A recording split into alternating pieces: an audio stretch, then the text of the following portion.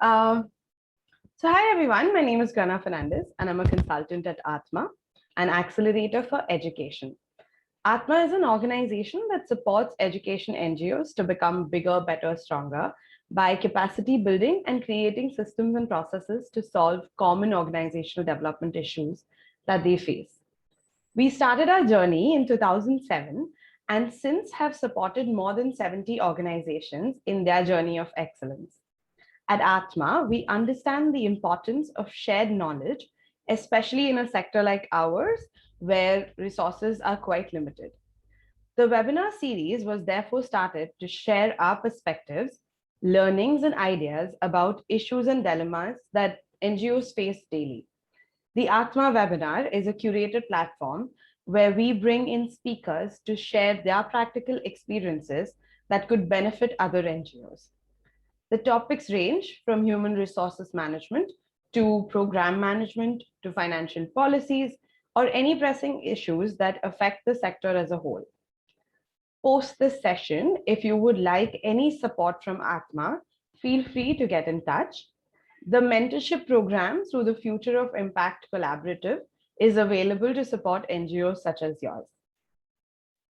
Today's topic is a sensitive one.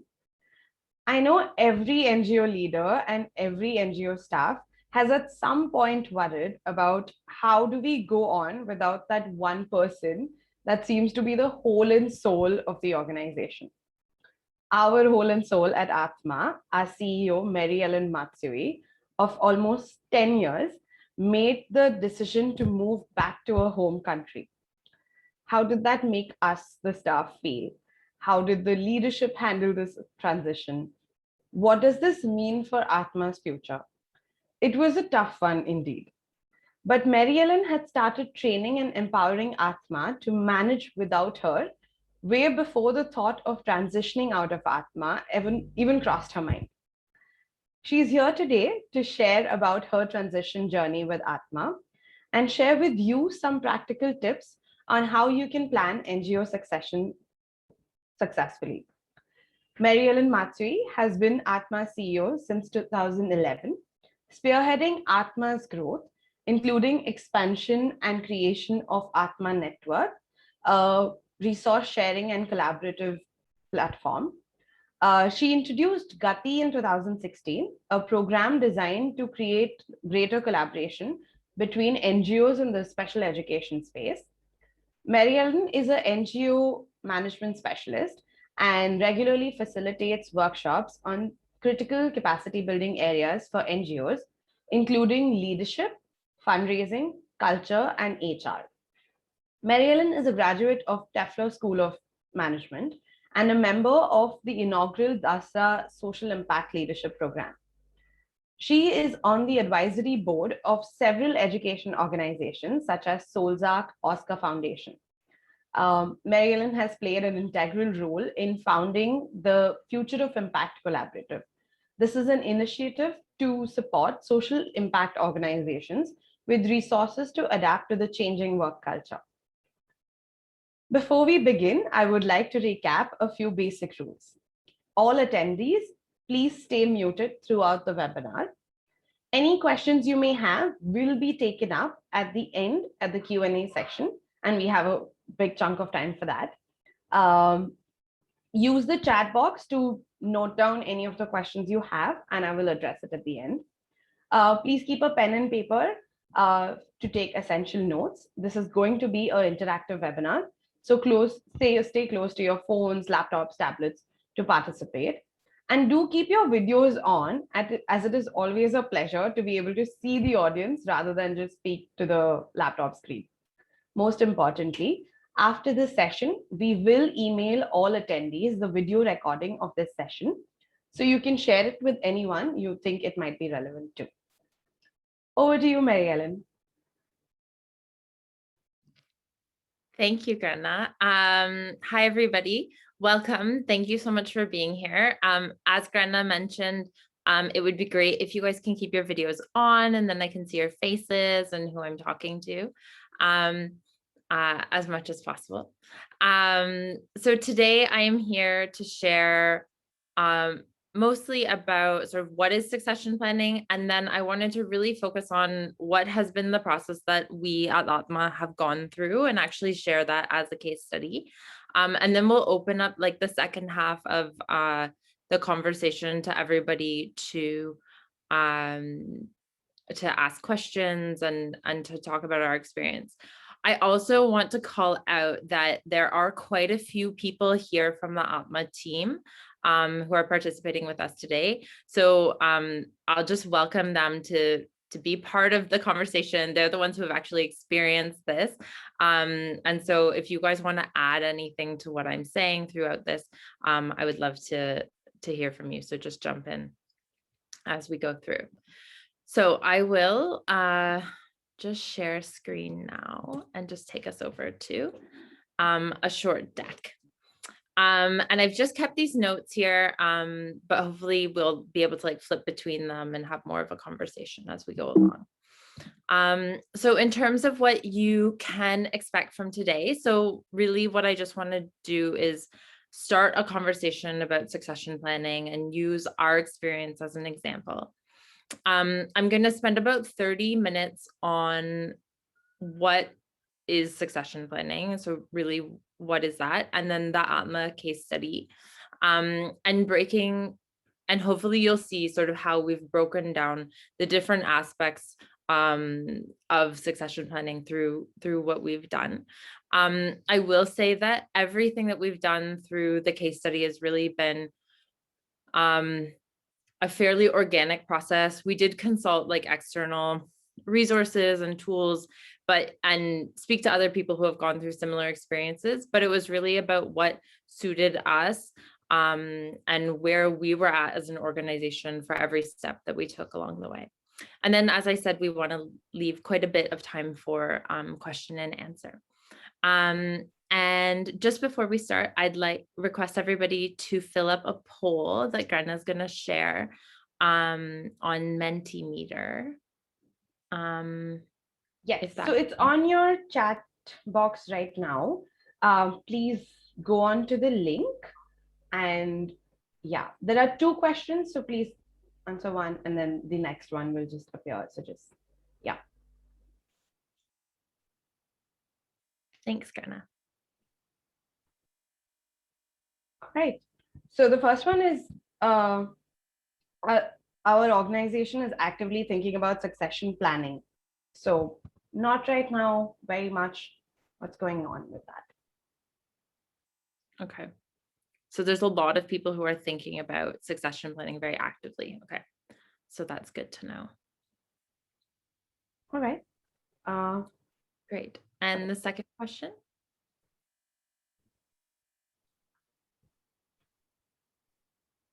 We are led by, you'll get the second question on your screens now. So if you're still on Mentimeter, you will find this one now. Yes. So who is leading your organization currently? Is it the founder? Is it the leader, but not somebody who's the founder, or the board members?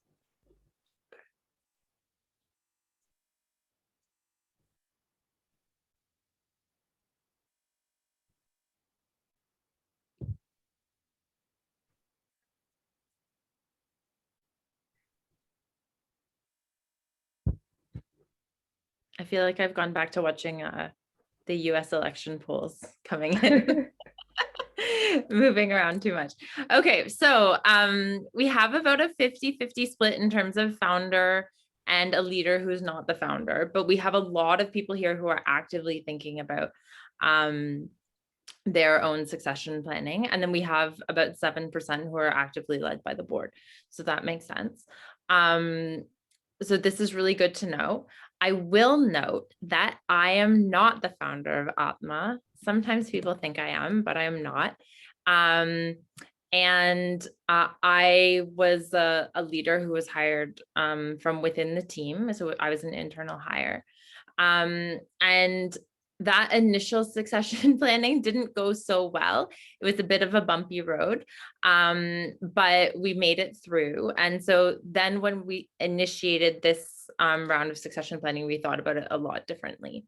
So just, I'm really basically what is succession planning. So for anyone who's just getting introduced to this topic for the first time right now, succession planning is really about replacement planning. And so we say, like, what would happen if your leader was not there tomorrow? What would you do and how would you manage for it? A really robust succession planning is actually not just going to think about the leader, but also about critical roles in your organization. So whether it is a critical role. So like at Atma, we have consultants, or in your organization, you might have center heads, or people who are leading certain programs. They would be really critical if suddenly one day you didn't have somebody there. And so you can use succession planning across your organization just to make sure that you are ready for eventualities, and that the operations and the mission of your organization are not going to stop just because one person leaves. And so that starts from the top and it goes down as well. And really, succession planning is about building long-term stability for your organization. We all say, or we all hope that there's not just one person in the organization who is going to be critical to the organization's success. But as we're, relatively small organizations are still growing, we do know that we really depend on certain people in the organization to make everything go. And so this succession planning is really about helping you decentralize from one person, build in systems and processes that are going to support you along the way. So I broke this up into about 4 pillars. And this really was just to give an idea for how we were thinking about what organization capacity you need to have in order to feel comfortable with moving ahead towards succession planning. Or also, these are capacities that you're going to build as part of your succession planning. So to me, one of the first pieces is documentation. And anyone here from our Atma partners, I see Sarika's here, you would know that Atma really leans heavily on documentation. So having very thorough documentation of how your program and your organization runs. This is something that we have seen be very critical for organizations as different people change their roles, and making sure that that history is established, and that we know on a day-to-day basis how things are supposed to be, written down in a place that we can all reference.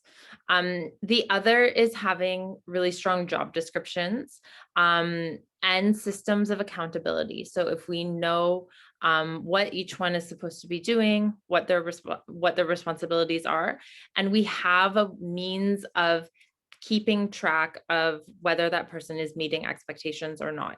So that can be a performance management system, appraisals, 360 reviews, however you go about doing it, but having some sort of system of accountability. So why is this important? It makes operations less dependent on a single person, and it enables easier transition between different team members as people move in and out. And also, those systems of accountability also enable us to build trust across the organization. And you'll hear that as a theme as I talk about Atma's experience, but we really feel that being able to have that trust and accountability in your team and their abilities to carry forward the organization and the work that they're doing is really critical. And so having some clear systems in place that allow you to do that is really important. The next piece is a strategy. So having a clear strategy document, a clear understanding of your strategy across the team is really important. The reason for this would be to show how the vision and mission of the organization are going to go about becoming a reality. And it will guide the new leaders as they move in and establish their own vision. Now, every leader is going to have their own vision for the organization and their own understanding of the strategy, but that really takes time. Recently, I was speaking to a a founder who had been working with her organization for almost 25 years. And I asked her, like, when do you really think that you got to a place where you were realizing the vision and the mission that you had initially, or that it really transformed into like a very mature model? And she said, actually, it took her until about 2013. And so she'd been doing it for a really long time. So I'm only saying that to say that any new leader that's coming in is going to take time to establish their own vision. And so giving them some guidance in terms of what direction generally we think the organization is going to be going in is really important to have, so that that leader and the team has that initial direction. And then over time, and as they gain experience, they can craft their own vision for the organization going forward. The next thing is talent. So decentralizing decision-making and power in the organization. So that really means that often we see in the organizations that we work with, everything is really centralized with one leader. They take a lot of the decisions. They are holding a lot of the power in the organization. So understanding how you can break that up, share that across a lot more people. That can mean like developing your organogram by adding more people. It might be that you start delegating more tasks across the team. That is a really essential piece. And again, that's also going to make it easier down the road for the leader to move out. So they have trust and experience seeing people taking the decisions, exercising the power that maybe they formerly did. And then they can sort of transition out a little bit more gracefully when the time arrives. And then also bringing in the team that you're going to need to actually execute the strategy that you have in mind. So it might be until now, you haven't needed certain skill sets, but in order to really get to the next level, you're going to need a certain set of talent that you haven't had in place before. So bringing in new skill sets. This might mean that you need to relook at your salary structure, that you haven't been paying salaries that are making you competitive to bring in the kind of skills that you need. And we've done this a number of times at Atma across the organizations that we serve. And it has paid dividends for the organization, and they've been able to attract a lot more funding and a lot more talent that enables them to achieve their goals and then fulfill on the commitments that they have with various donors and build their reputation in the market as well, along with salaries as benefits. This is incredibly important because it ensures you have the right people in place, but also that those people are replaceable. So say you do hire somebody at a higher salary and they move out, that means that you can find somebody equally competitive in the market to replace them. If you're depending on somebody who's potentially not taking a salary for a really critical role, it will be very difficult to replace that person because very few people are willing to do that completely voluntarily. So that's like really looking for somebody who you won't be able to find. And so that's why salaries are really important. And I know we have a range of organizations here, and so that might not be relevant to everyone. But I know across our sector, there's so many incredible individuals who are volunteering their time, which is great. But in terms of succession planning and like building the strength of an organization, that's something that you're going to have to address in the long term. And then the last is the culture. So making sure that, I'm going to say last, but most important and overarching of all of these things is the culture of the organization. And so this is really, do you have a really well-articulated set of values? Articulated means it's on a paper, but also do you live it on a day-to-day basis? And are you able to pass those values on to your various team members so that you can, so before any leader would think of moving out, they would want to know that everyone in the organization is also living those values that they think are really important. Again, your policies and practices should reflect the culture of the organization. So if you've done sort of like a read through of your policies to make sure that you're meeting all of the legal standards, or you're managing how people take leave, all of those things, but also start thinking about, do these policies and practices reinforce how we want people to behave on a day-to-day basis when they work with each other? And so those are some of the tweaks that you might start making to bring things in line with the culture of the organization.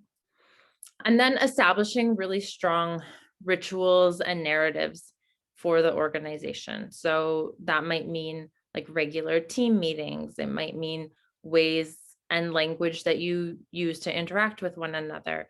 And also the stories that you tell each other. So what are the kinds of things that everyone values, and how is that reinforced through different stories that you tell?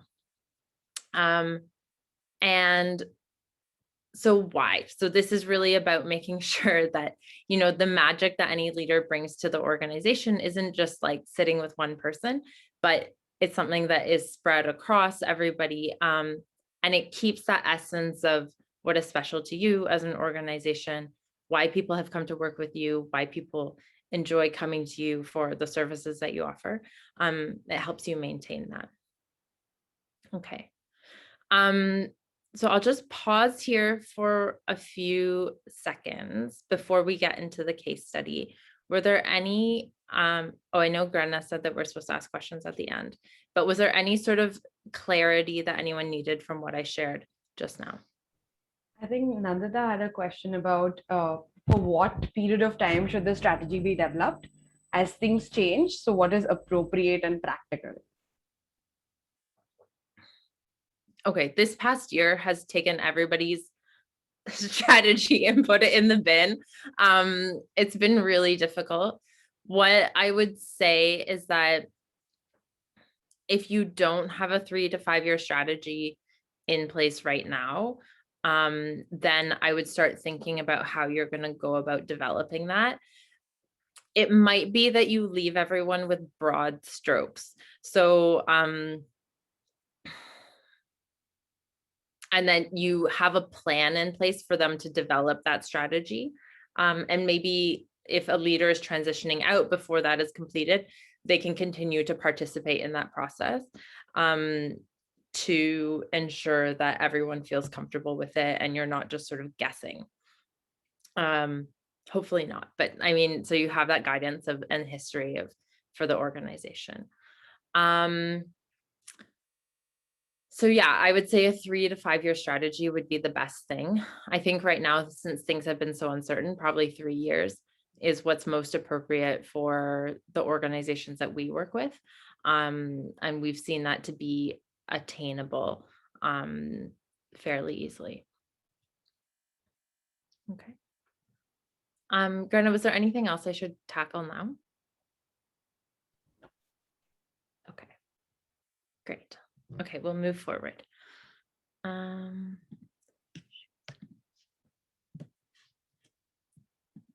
Great. Okay. So transition as at Atma. So I took over, I've referred to myself as Emmy here. So I took over from the founder of Atma, who's Haley, and that's the two of us together at one of our partner organizations in 2011. We had a very difficult transition to navigate. We were relatively young leaders. She had been the leader of the organization for about 3 years when I took over. And so it was like a really small organization, which just made like for a little bit more of a bumpy ride. But I had that experience to lean on when moving into our transition. And in that time, since 2011 till now, all of you have heard about us. You've joined us for all these lovely webinars. And Atma has grown a lot in that time.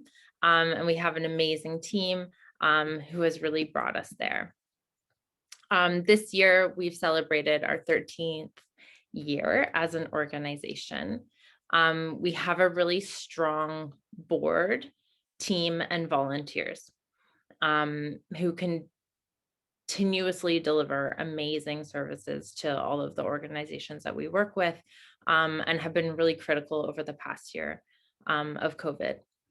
The other thing that over the last few years has become really strong for us is talent acquisition. So we are able to a lot more easily bring in the kind of people that we want to work with, and are doing a really great job once they join. So that was one thing that was in place when I started thinking about transition.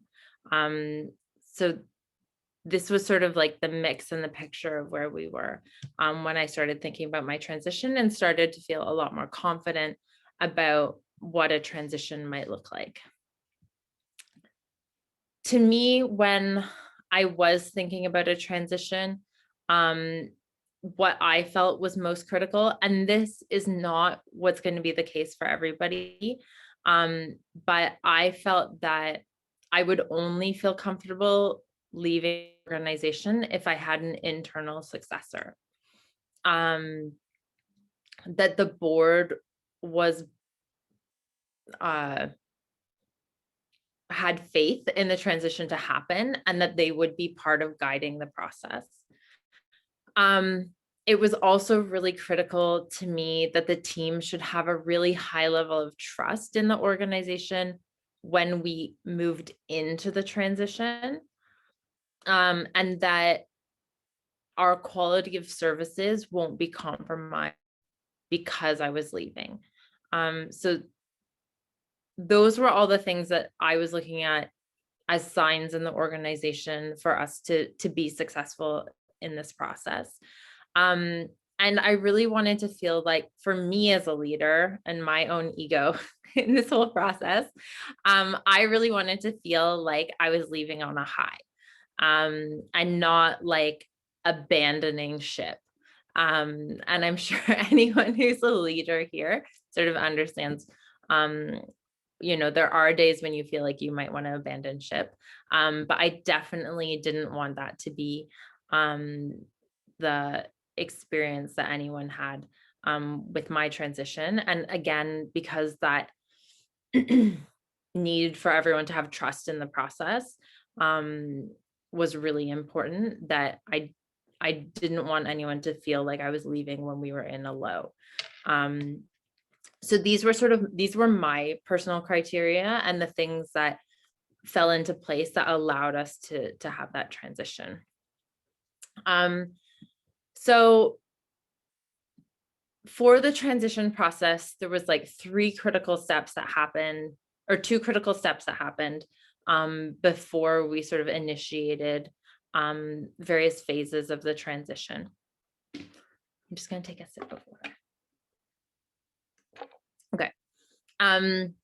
The first was having conversations with our board members, and making sure that they had an understanding of where I was at, and why I wanted to make the transition. And for me, just so everyone knows, I'm sure I haven't talked to everybody here before about why I've made the transition, but as many of you know, I am from Canada originally. And I've been living away from home, from my home country, for a really long time. And it was getting more and more important for me to be closer to family. And so that was the main driver for why I wanted to transition. That meant that things could happen pretty flexibly because it was on my own schedule. There wasn't like an urgent thing I had to be back here for. But it did mean that, but I did want to set some like hard timelines that I felt we should stick to, so that I could sort of move forward with my next phase of life. So yeah, that's the reasoning why. And so when I spoke to our board, they were pretty understanding, and felt like I'd really given my best to the organization. And along the same time, I had a conversation with Sneha Arora, who has been our Chief Programs Officer in Atma for the past almost 3 years now. And she was very enthusiastic about potentially taking up the role of CEO.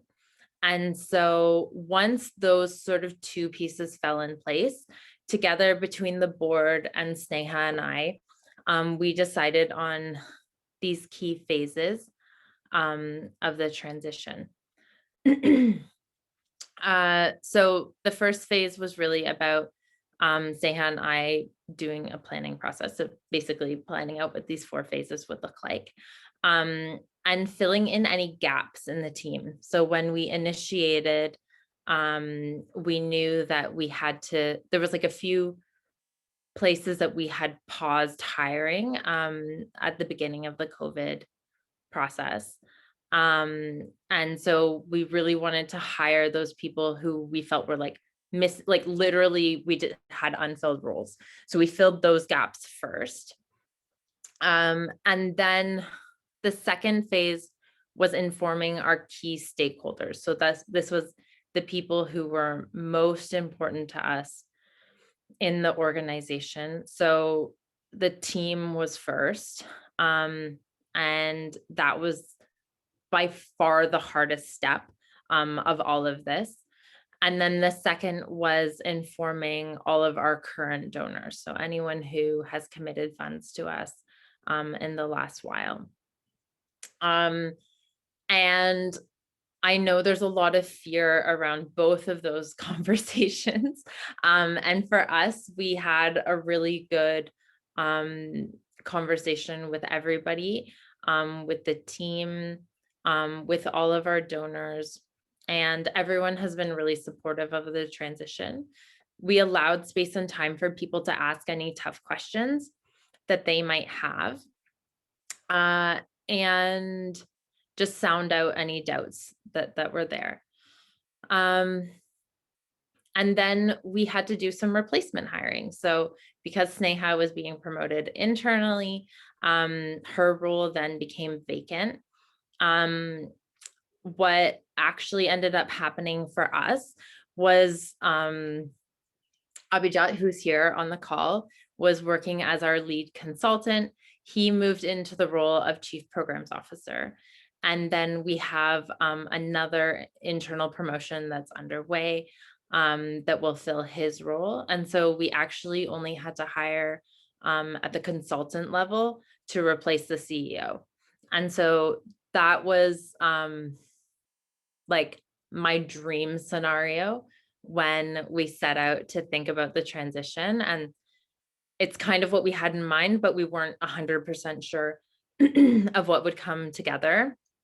For the CEO role, we didn't do any external search, but for the Chief Programs Officer's role and for the lead consultant role, we did external search for both of those.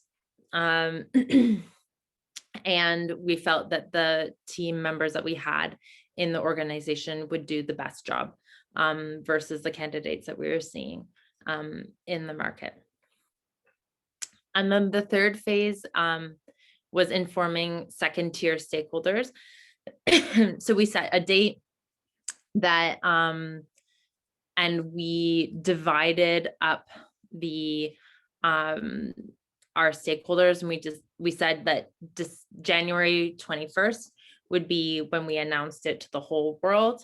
And so there was a bunch of people that we wanted to hear it from us before ever hearing it on Facebook or through like a mass mailer on our mailing list. And we wanted everyone to have as much time to have a personal interaction with the team, with Sneha, with myself, in order to feel confident in the transition. And so we sent out some like 600 plus personalized emails to make sure that everybody knew what was happening, that they didn't just find out about it randomly, and that they were able to, voice any concerns or speak to us. And that And also we felt it was really important that no rumors should get spread or no gossip should be there, but everyone's really on the same page. Abhijat or Grana or any of the other team members, do you guys want to weigh in about how that process went?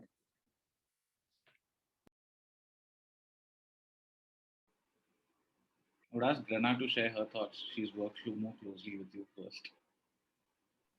I think, especially with like just making sure everybody knew before, it just comes out as like a random conversation and then people hear from each other, oh, did you hear this?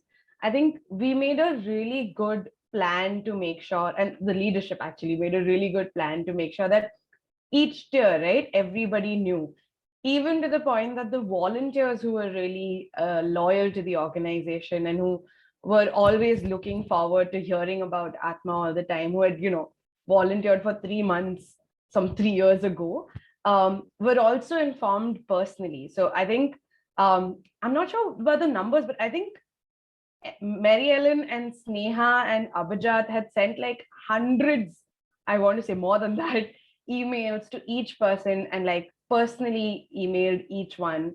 And that was really important because then we heard from our partners and stakeholders who actually felt really nice that they were part of this, conversation, and they knew what was happening. And therefore, they were like, they were going to be continuing to be loyal to Atma and just sort of making sure that they're always, and therefore they had trust in Sneha and Abhijat and the other leadership then, right? Because they were part of this conversation. They were hearing from Mary Ellen why she was handing over and how she trusted these people.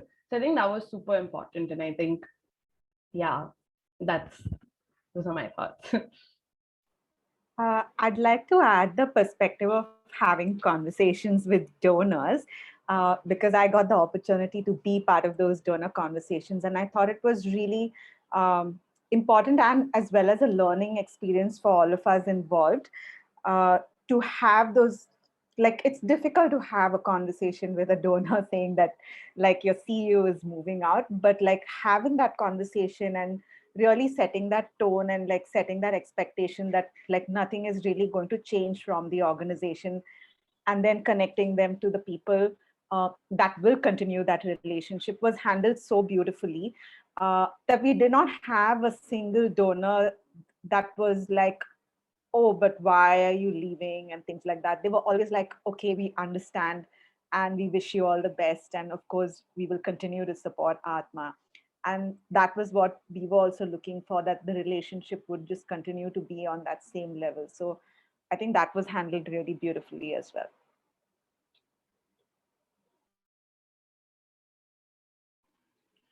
For me, when I looked at the transition plan in terms of what was there on Emmy's, Sneha's, Kamaline's calendar, I realized the extent of planning that has gone into it.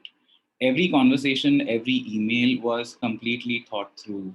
And it was important to do it because I think at the end of the day, we all know it's important to have these conversations. But unless and until you sit down and make a plan for it, block those hours on your calendar for writing the email, for having the conversation, for scheduling it, and we realized that that itself was a full day job for most of us.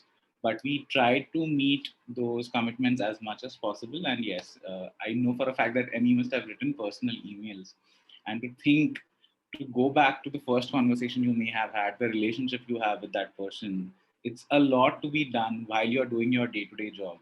So I think I don't that activity somehow gets deprioritized because at the end of the day, you might just want to do a copy paste of things, but it is extremely critical to put a lot of effort and thought into it.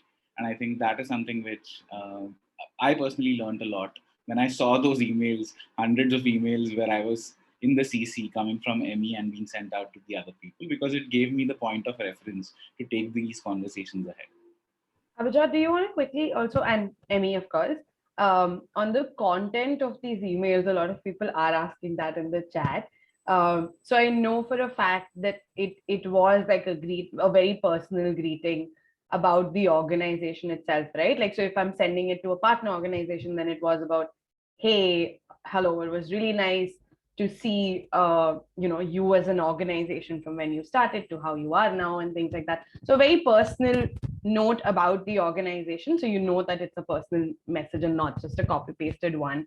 Then a little bit about how Mary Ellen has thought about, why she needs to transition and how she's transitioning. So a little bit on that, when she's transitioning, who is transitioning in her role and things like that. And a little bit about like Atma's future, because these are all questions that people have in mind, right? So like, I think the idea behind the email was to think about what are the thoughts that are going to come in the reader's mind when they read it, and to answer those. I think that is what was the basic thought process. You want to take over? Yeah. So I think somebody had asked about what is the email that you send to the team. We did not send any emails to the team. That was a personal conversation.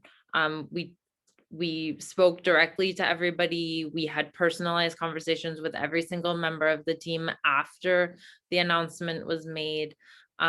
We made sure that everybody found out at the same time. There wasn't like a random like one-off bits and bobs of that. And we also leaned on all of the leaders. So the leadership team did find out in advance, and it was important that all of them have digested the information so that they could support the other more junior team members along the way. So that's how that happened. Maybe I'll just move into the handover part. So just before we started informing everybody, we started doing the handover process. And for us as Atma, and anyone who's interacted, and maybe you're hearing about how we've managed this transition, we also focused on the relationships being the most important part of this. And so the first handover was all the relationships. So that's where we focused first. And then we started focusing like team by team and piece by piece. The handover was done. So all of my responsibilities, like one piece at a time, like phased out by 2 weeks each, were handed over to Sneha. And then Sneha's been doing a handover with Abhijat that spanned about 2 months as well. So that really made sure that everything was done. And then my job through this entire process has just been really to focus on documentation. So all of those things that I did, especially fundraising, was my big responsibility. And I'm a very, I would say, like organic fundraiser. And so really putting down that whole process for somebody else to follow and know, and putting detailed notes around all of the contacts and conversations that I have with people. And then basically I started phasing out. So so we did the announcement in January. By the end of February, I took a 2-week break so that the team could sort of really experience me not being there. And since I'm already in Canada, I came here a few months before, I started reducing the amount of time that I'm actually working on IST and just focusing on the documentation work. And then that, I think, helped with the phase out. But if you're doing it when you're physically in the office with other people, it might mean not coming to office as often, participating in team meetings less. So it's not like 100% stop on the last day. So that's what that looked like. Okay.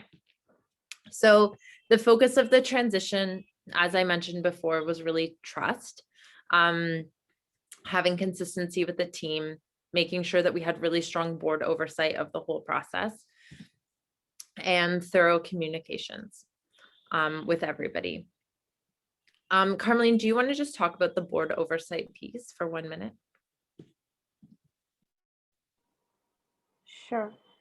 So I think with the transition, what we saw was really involving the board quite a bit in helping us to guide this process.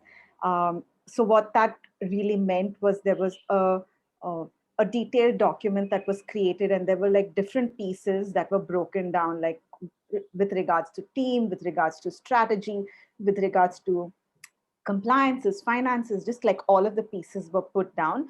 And we sort of made like subcommittees with the board as well, so that they, according to their strengths, could support us in the different areas that we needed guidance.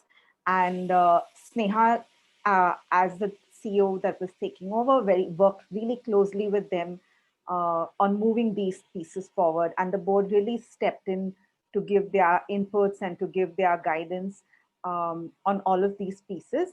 And they have been checking, and Sneha and the board have been meeting fairly regularly. I want to say like every few weeks or every month, and been updating on those pieces. And that's, I think, the main thing of how they have been providing oversight during this handover and transition period.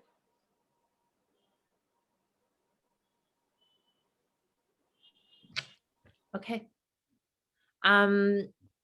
That is sort of the process that we've gone through and what it's looked like. We can now, I know we said we were going to leave longer for question answer. We're happy to stay back and do that. But any questions that people have, we'd love to hear them. So we had a few questions that came during the registration process itself. If any of y'all have questions, please put it on the chat box. Honestly, even if we don't get enough time to do it right now, I'm happy to then, later send you an email with all the questions and answers. So yeah, go ahead and put it on the chat box. I will start with the questions that are already there, that were there in the registration process. There was one on culture. And a little bit on the organization leadership. What is better, growing capacity from within the organization or getting a new leader with a fresh perspective? And a follow-up question was, how does one transfer the culture of the organization to the new leaders so it remains alive? And I think there has been other questions on like the values of leadership and the general culture in the organization. Yeah. How do you keep that going? So I guess the main thing that I'll say about hiring is that a lot of organizations do hire externally and bring in new people through a search process. That's definitely something that you can do. It does take a lot of time and energy, and it's kind of like going fishing. Like you might not get somebody the first time, you might have to do a few rounds. Ideally not, but that's the reality. I personally, as I mentioned, didn't feel comfortable with that. And so that's why we went with the internal succession planning. And we have a really strong team who is ready to step in and step up into new roles. And that's something that we've built towards over the last years. So we did all of those things that I mentioned before, putting in place policies and processes that support our team well, making sure we have strong accountability systems. We did a whole revision of our salary structure a few years ago, so we could be a lot more competitive. And we've also done a lot to build our culture as an organization, which has made us distinct in the sector, and I think has attracted a lot of talent to us as an organization. So that enabled us to attract the right people and then for them to move up into the organization over time.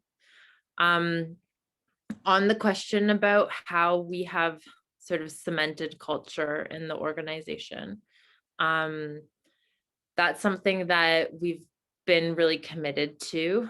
I would say since about 2018, we've spent a lot of time together as a team.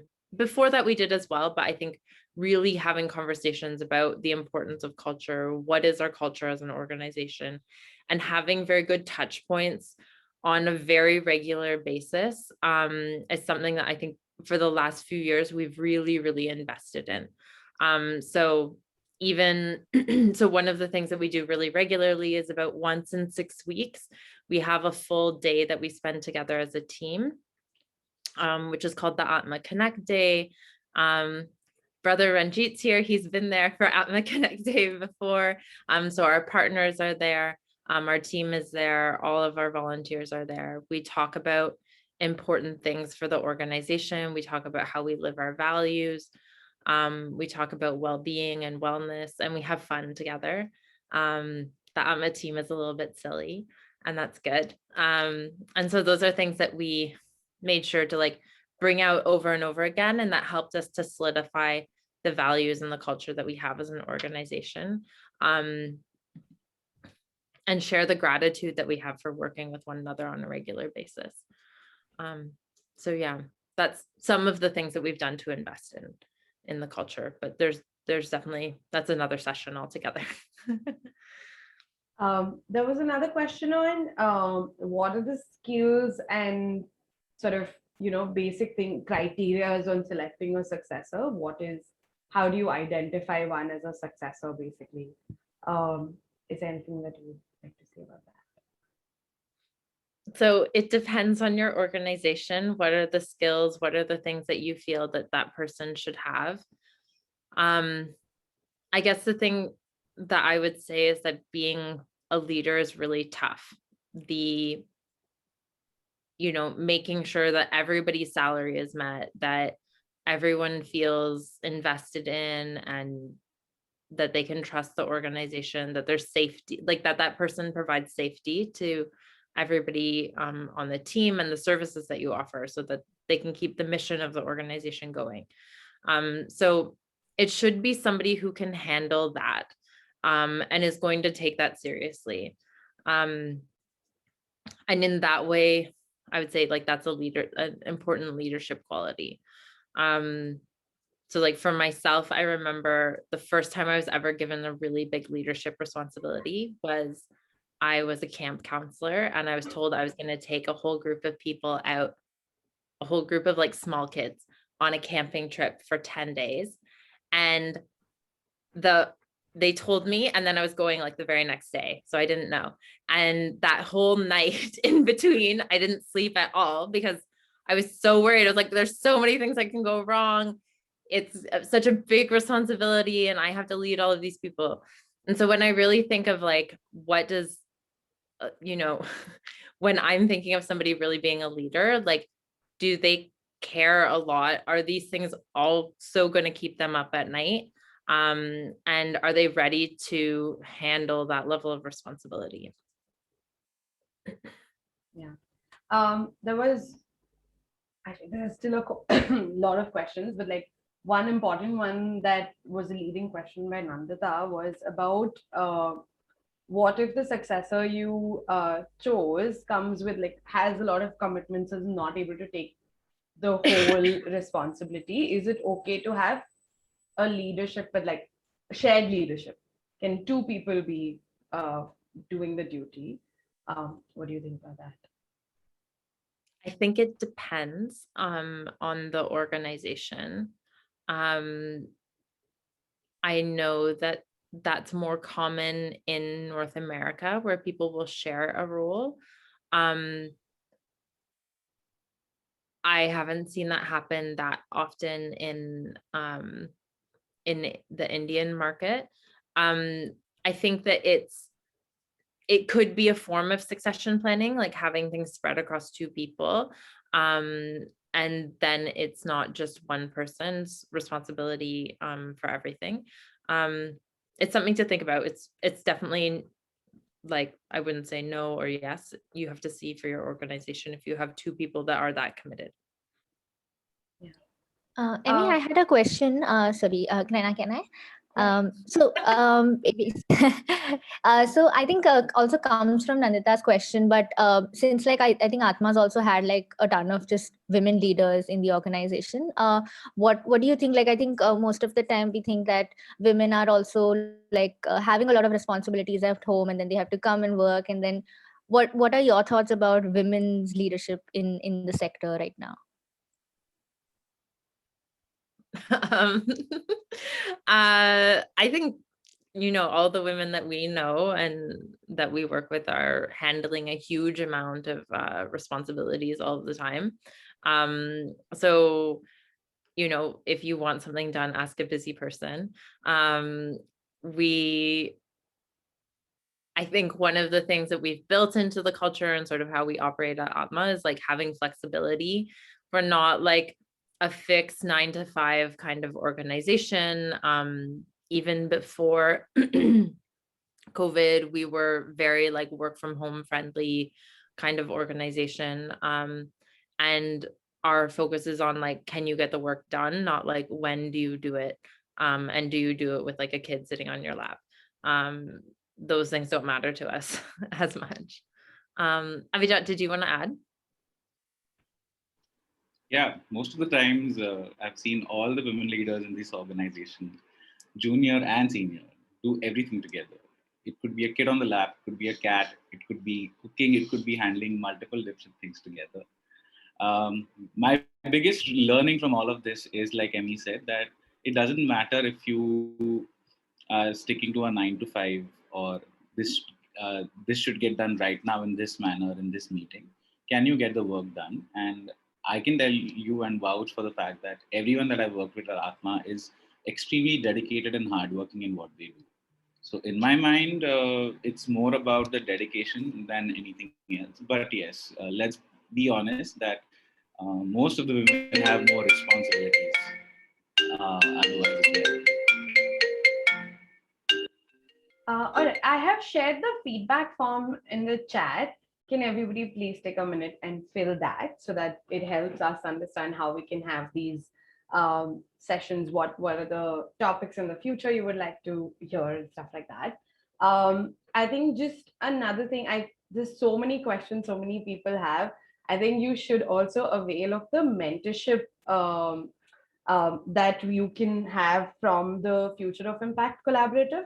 That's a super interesting model that Atma has recently come up with through the Future of Impact Collaborative. So that is something that you can also opt for. So if you need more support in this, and if just like question and answers is not going to help you all, mentorship, go for that. I think one last question, Emmy, is what is the role of the founder after transitioning to the executive role? Is there anything on that?